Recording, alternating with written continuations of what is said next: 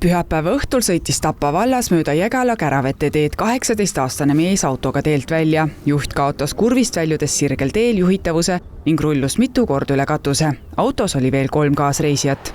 Üks kaasreisija hukkus ja ülejäänud 3 toimetati haiglasse. 2 tükki on kergemas seisundis ja 1 on siis raskemas seisundis. Avarii tagajärjel paiskus masinast tagaistmelt välja üks noormees, keda möödujad koheselt elustama asusid. Mehe vigastused olid aga nii rasked, et noormees suri sündmuskohal. Esialgsetel andmetel juhtis autot mees, kes oli joobe seisundis, aga kui palju ja mida ta oli täpsemalt tarvitanud, see selgub alles ekspertiisist. Õnnetuse põhjustanud 18-aastane noormees proovis sündmuskohalt põgeneda. Appi tõtanud inimesed jälitasid teda mööda põldu ning said mehe lõpuks kätte. Praeguseks on juht kriminaalkorras kinni peetud.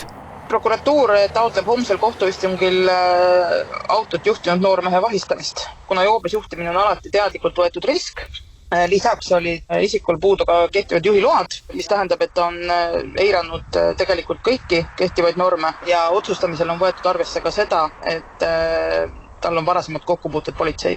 Sõiduautol oli tal naastrehvid. Õnnetus juhtus sirgel teelõigul, kus maksimaalne lubatud kiirus oli 90 km tunnis.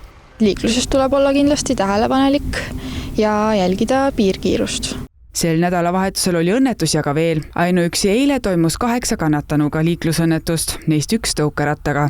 Juhtimiselt kõrvaldati 23 alkoholi või narkotarvitamistunnustega sõidukijuhti.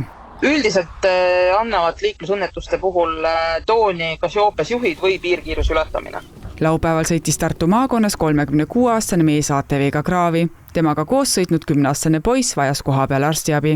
Laupäeval toimus ka liiklusõnnetus Võru vallas, kus samuti alkoholijoobe tunnustega 37-aastane mees kaotas sõiduki üle kontrolli ning kaldus sõidukiga teelt välja vastu puud. Tema toimetati haiglasse.